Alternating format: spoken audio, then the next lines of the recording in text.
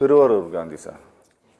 Sir 2014 government form பண்ண பிறகு ஒரு முறை அனைத்து ஜாதி சங்கத்தினுடைய தலைவர்களை அழைத்து மதுரையில் ஒரு பெரிய கூட்டத்தை ஒன்று நடத்தினாங்க. சார் இவரை பற்றி பேசுனதுனால நான் சொல்கிறேன், குருமூர்த்தி பற்றி சொன்னதுனால.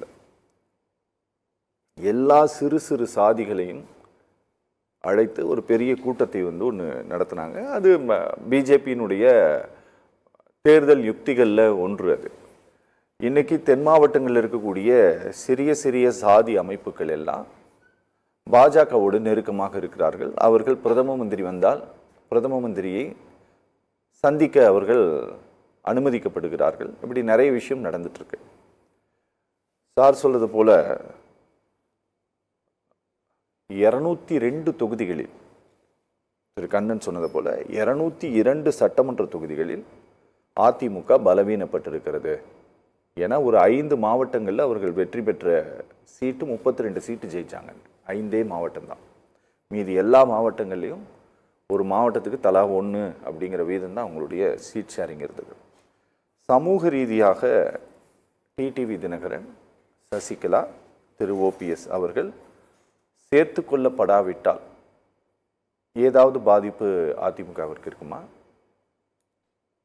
ஏற்கனவே டிடிவி தினகரன் அவர்கள் தனியாக நிற்கும் போதே அதிமுகவினுடைய மிகப்பெரிய தோல்வியை நம்ம பார்த்தோம்.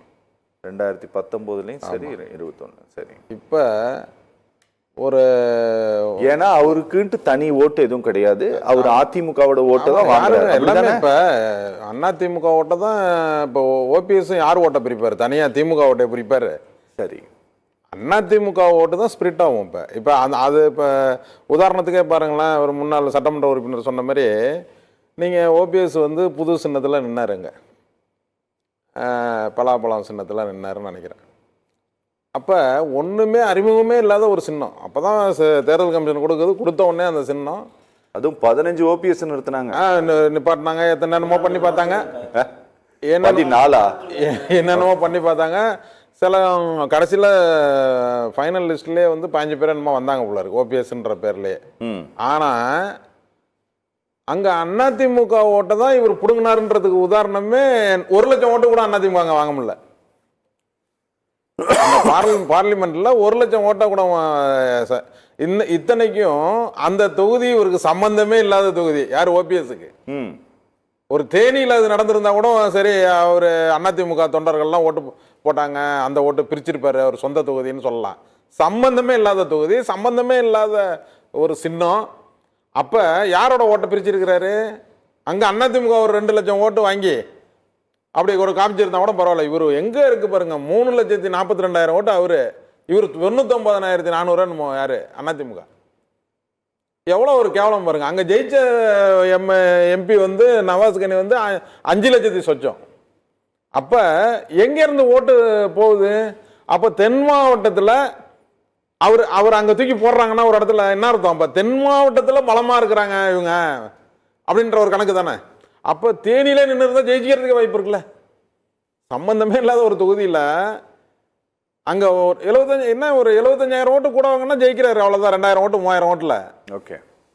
அந்த 75,000 ஓட்டுலாம் ஒரு பெரிய எம்பியில் 6 சட்டமன்றத்தில் ஒரு பெரிய ஓட்டு வித்தியாசம்லாம் கிடையாது. சரி. இப்போ ஒரு விஷயம் நீங்கள் பாருங்கள், இப்போ ஒரு புது கட்சி வேற உருவாயிடுச்சு, ஒரு பெரிய ஃபோர்ஸு தமிழ்நாட்டில். ஆனால் என்ன சதவீத ஓட்டு அவங்க வாங்க போகிறாங்கன்னு நம்மளுக்கு தெரியாது, தேர்தல் நடக்கிற வரைக்கும் தெரியாது. ஆனால் ஒரு பெரிய ஓட்டு சதவீதம் உள்ள ஒரு கட்சியாக உருவெடுத்துட்டு வந்துருச்சு விஜய் கட்சி. அவர் இப்போ விஜய் அவர் யார் அட்டாக் பண்ணுறாரு? இப்போ திமுகவை. அப்போ திமுகவை யார் அட்டாக் பண்ணாலும் அந்த ஓட்டு அவங்க கூட யார் போவா? திமுகவுக்கு யார் எதிர்பார்க்காங்களோ அவங்க தானே அங்கே போய் தருவாங்க. ஓகே. அப்போ யாரோட ஓட்டு போகுது? அதிமுக ஓட்டு எங்கே போகுது? உங்களை நான் திட்டேன்னா உங்க ஓட்டு எனக்கு கிடைக்காது, உங்களுக்கு எதிரியா இருக்கணும் தான் என்ன தருவான். அப்ப நீங்க திமுகவுக்கும் டிவிகேவுக்கும் தான் தேர்தலில் போட்டின்னு சொன்னா அதிமுக பலவீனமா இருக்கும்போது எங்க வருவாங்க? அந்த அதிமுக தொண்டர்கள்லாம் சேர்ந்து இங்க விஜய் கட்சிக்கு வர்றதுக்கு தான் 100% வாய்ப்பு இருக்கு. அப்ப ஏற்கனவே உங்களுக்கு உங்களை தாக்குறதுக்கு ஒரு பெரிய ஃபோர்ஸ் வந்து இறங்கிடுச்சு. அப்ப இருக்கிறவங்கள கூட நீங்க வந்து அரவணைக்கல, அங்க கட்சியில இருக்கிறவங்கள. கடைசியா ஓபிஎஸ் கேட்டது என்னங்க, என்ன அவர் ஏதாவது தப்பா சொன்னாரா?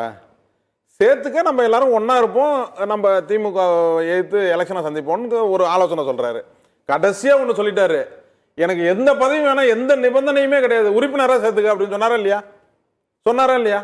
அதை கூட உன்னால செய்ய முடியலன்னு. நீ என்ன ஜெயலலிதா, எம்ஜிஆர், அவருங்களை 2 பேரை விட பெரிய தலைவர் இவரு? சொல்லுங்க.